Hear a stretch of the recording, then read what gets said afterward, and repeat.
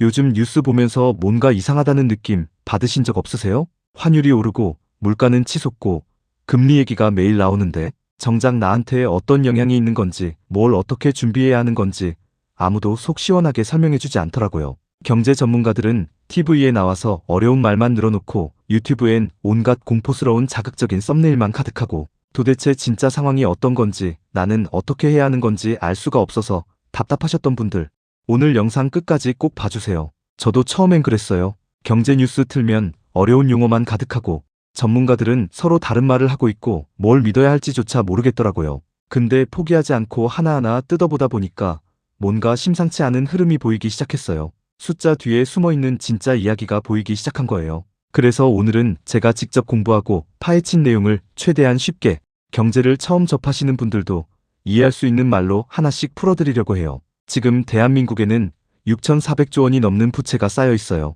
가계빚, 기업빚, 정부 빚을 전부 다 합친 숫자인데요. 이게 얼마나 큰 돈이냐면 우리나라 국민 전체가 2년 반 동안 한 푼도 안 쓰고 버는 돈을 모조리 모아야 겨우 갚을 수 있는 금액이에요. 숫자가 너무 커서 감이 잘 안 오시죠? 저도 처음에 이 숫자를 봤을 때 그냥 흘려들었어요. 근데 이게 우리 일상이랑 얼마나 직결되는 문제인지 알게 되고 나서는 등에 식은땀이 흐르더라고요. 근데 여기서 끝이 아니에요. 설상가상으로 원달러 환율이 1,500원을 넘어섰어요. 이 숫자가 왜 중요하냐면 역사적으로 이 선이 무너진 건 1997년 IMF 외환위기랑 2008년 글로벌 금융위기 딱 두 번뿐이었거든요. 그때를 기억하시는 분들은 아실 거예요. 금모으기 운동, 직장을 잃고 가정이 무너지던 그 시절 이야기들. 그 공포의 숫자가 지금 다시 우리 눈앞에 나타난 거예요. 그래도 수출 잘 되면 괜찮은 거 아니야?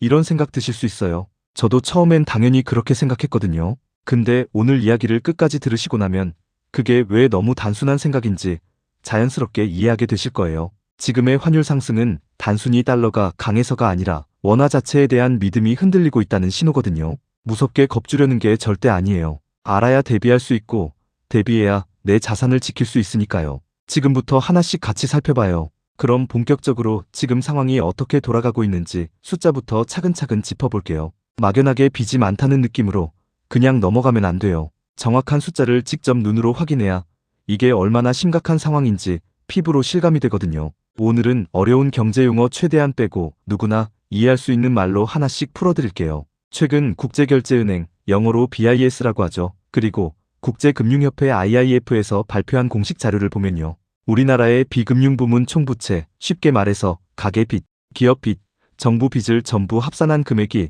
사상 처음으로 6,500조 원을 돌파했어요. 정확히는 6,500조 5,843억 원이에요. 이 숫자를 우리나라 1년 국내 총생산 GDP와 비교해보면 무려 2.5배에 달하는 수준이에요. GDP 대비 총부채 비율로 따지면 248%예요. 세계적으로 비교해봐도 이건 정말 높은 수치예요. 선진국 중에서도 손에 꼽힐 정도로 부채 비율이 높은 나라가 지금 우리나라예요. 좀 더 쉽게 풀어드릴게요.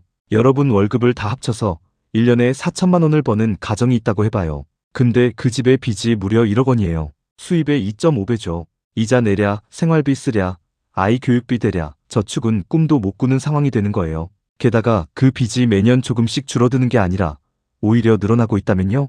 언제 터질지 모르는 시한폭탄을 안고 사는 거랑 다를 게 없는 거예요. 지금 대한민국 전체가 딱 이 상황이에요. 그럼 이 빚이 어디서 왔냐? 세 덩어리로 나눠서 보면 이해가 훨씬 쉬워요. 기업 부채가 약 2,900조 원, 가계 부채가 약 2,300조 원, 그리고 정부 부채가 1,250조 원을 넘어섰어요. 여기서 정말 눈여겨봐야 할 포인트가 있어요. 가계나 기업은 그나마 빚을 줄이려고 씀씀이를 줄이고 허리띠를 졸라매고 있는데 정부 부채는 오히려 1년 새에 거의 10% 가까이 급증했다는 거예요. 가계나 기업이 빚을 줄이는 속도보다 3배나 빠르게 나라 빚이 늘어나고 있다는 뜻이에요. 나중에 진짜 위기가 닥쳤을 때 우리를 지켜줄 마지막 방어선, 그 보루가 지금 조금씩 무너지고 있는 거라고 보면 돼요. 이게 왜 무서운지 조금 이따가 더 자세히 설명해 드릴게요. 그런데 이게 단순히 숫자 이야기로만 끝나지 않아요. 이 부채 문제가 환율이랑 어떻게 연결되는지가 오늘 핵심 포인트거든요. 이 연결고리를 이해하면 지금 뉴스에서 쏟아지는 경제 기사들이 한결 쉽게 읽히기 시작해요.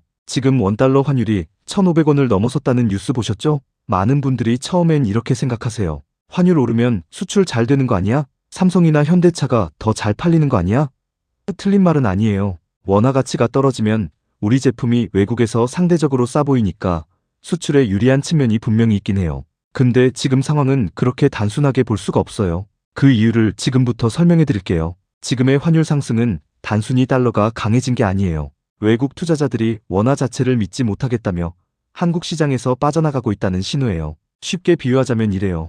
동네 마트에서 상품권을 팔고 있어요. 어제까지만 해도 1,000원짜리 상품권이었는데 오늘 갑자기 1,500원을 줘야 살 수 있게 됐어요. 왜 그런가 봤더니 그 마트 주인이 빚을 너무 많이 져서 마트 건물이 경매에 넘어갈 수도 있다는 소문이 동네에 퍼지기 시작한 거예요. 사람들이 그 마트 상품권을 받기 싫어하니까 상품권 가치가 뚝 떨어지고 반대로 물건 값은 오르는 거죠. 지금 원화랑 우리나라 경제가 딱 이 상황이라고 보면 돼요.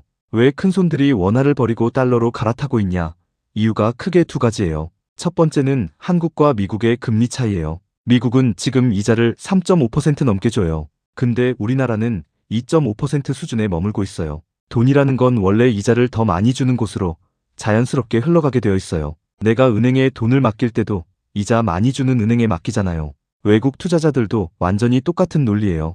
굳이 위험 부담을 감수하면서 이자도 적게 주는 한국 원화를 들고 있을 이유가 없는 거죠. 그래서 돈이 한국을 떠나 미국으로 흘러가고 원화 수요가 줄어드니 원화 가치가 떨어지는 악순환이 계속되는 거예요. 두 번째는 우리 경제가 진퇴양난, 말 그대로 앞으로도 뒤로도 못 가는 상황에 빠졌다는 거예요. 6,400조라는 어마어마한 빚 때문에 금리를 함부로 올리지도 못해요. 금리를 올리면 2,300조에 달하는 가계부채, 이자, 부담이 한꺼번에 폭발하거든요. 금리가 딱 1%만 올라도 가계가 추가로 부담해야 할 이자가 수조 원씩 늘어나요. 그 돈이 어디서 나오겠어요? 결국 소비를 줄이고 저축을 헐고 허리띠를 더 졸라매는 수밖에 없는 거예요. 그렇다고 경제를 살리겠다고 돈을 더 풀면 원화 가치는 더 떨어지고 환율은 더 오르는 악순환이 반복되는 거예요. 올리지도 내리지도 못하는 상황. 이게 지금 한국은행이 처한 딜레마예요. 이 상황을 좀 더 생생하게 비유로 설명해 드릴게요. 지금 대한민국 경제는 6,400조 원어치 무거운 짐을 가득 실은 거대한 덤프트럭이 가파른 내리막길을 시속 200km로 달리고 있는 것과 같아요. 환율 1,500원은 그 트럭의 브레이크에서 연기가 나고 타는 냄새가 나기 시작했다는 경고음이에요. 브레이크를 지금 당장 밟아야 하는 상황인데 운전석에 앉은 운전자가 속도를 줄이기는커녕 오히려 25조 원짜리 추가 경정 예산이라는 연료를 엔진에 더 들이붓고 있는 상황인 거예요. 트럭은 더 무거워지고 속도는 더 빨라지는데 저 멀리 길 끝에는 낭떠러지가 기다리고 있는 거죠. 이 비유가 너무 극단적으로 들릴 수도 있어요. 근데 지금 데이터가 그 방향을 가리키고 있다는 게 문제예요. 여기에 외부 변수까지 더해지면 상황은 훨씬 더 복잡해져요. 혹시 호르무즈 해협이라는 말 들어보셨어요? 중동 지역에 있는 아주 좁은 바닷길인데요. 전 세계에서 거래되는 원유의 약 20%가 이 좁은 통로를 통해 이동해요. 페르시아만에서 생산된 석유가 세계 곳곳으로 나가려면 반드시 이 길을 거쳐야 해요. 지금 이 지역이 지정학적으로 매우 불안정한 상태예요. 이란과 주변국 간의 긴장이 고조되면서 언제 어떻게 상황이 바뀔지 예측하기 어려운 상황이 계속되고 있거든요. 만약 이 해협이 막히면 어떻게 될까요? 우리나라는 에너지 수입 의존도가 무려 93%예요. 석유, 가스, 이런 에너지를 거의 전부 수입에 의존하고 있다는 뜻이에요. 전문가들 분석에 따르면 호르무즈 해협이 3개월만 봉쇄돼도 유가가 배럴당 180달러까지 치솟을 수 있다고 해요. 지금 유가가 7,080달러 수준이니까 2배 이상 뛰는 거예요. 유가 180달러가 되면 반도체, 자동차, 배를 만드는 우리나라 주요 제조업 공장들의 운영 비용이 12% 이상 폭등해요. 원자재 값도 오르고 운송비도 오르고 전기료도 오르는 거예요. 우리가 마트에서 사는 식품, 생활용품 가격도 당연히 따라서 오르겠죠. 월급은 그대로인데 나가는 돈만 늘어나는 상황. 이게 바로 서민들한테 가장 직접적으로 피해가 오는 시나리오예요. 물론 이게 무조건 현실이 된다는 게 아니에요. 중동 상황이 안정되고 미국이 금리를 빠르게 내리는 낙관적인 시나리오도 충분히 가능해요. 저도 그랬으면 좋겠어요. 진심으로요. 하지만 진짜 위기에 대비하는 사람은 희망적인 시나리오만 보는 게 아니라 최악의 상황도 함께 머릿속에 넣고 준비해요. 1,600원대 환율과 180달러 유가라는 시나리오. 이게 터무니없는 공포 마케팅이 아니라 지금 여러 국제기관들의 데이터가 실제로 가리키고 있는 방향이라는 거예요. 정리하면 이래요. 내부적으로는 6,400조 부채라는 시한폭탄이 똑딱이고 있고 외부적으로는 중동 리스크라는 불씨가 꺼지지 않고 살아있어요. 이 두 가지가 동시에 터지는 상황, 전문가들이 이걸 퍼펙트 스톰이라고 불러요. 완벽한 폭풍이라는 뜻인데요. 여러 개의 악재가 동시에 겹치면서 혼자였을 때보다 훨씬 강력한 충격을 만들어내는 상황을 말해요. 이게 아주 먼 이야기만은 아닌 거예요. 이걸 미리 알고 준비하는 사람과 모르고 그냥 흘려보내는 사람 사이에는 나중에 정말 엄청난 차이가 생길 수밖에 없어요. 자, 지금까지 꽤 무겁고 복잡한 이야기들을 많이 했죠. 6,400조 부채, 환율 1,500원, 호르무즈 해협, 퍼펙트 스톰 듣고 나니까 머리가 좀 아프고 막막한 느낌이 드실 수도 있어요. 솔직히 저도 이걸 처음 공부할 때 한숨이 절로 나왔거든요. 근데 저는 오늘 여러분을 겁주려고 이 이야기를 꺼낸 게 절대 아니에요. 알아야 대비할 수 있고 대비해야 내 소중한 자산을 지킬 수 있으니까요. 그래서 마지막으로 가장 중요한 이야기.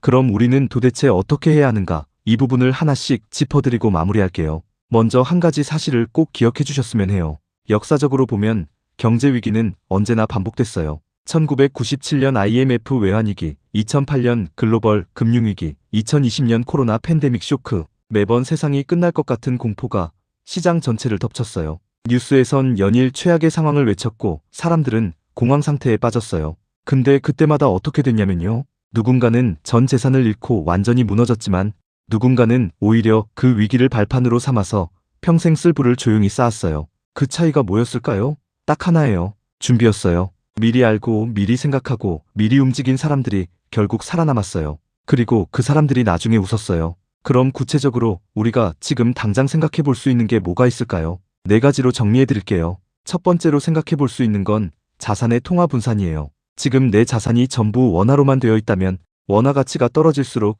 내 자산의 실질 가치도 같이 떨어지는 거예요.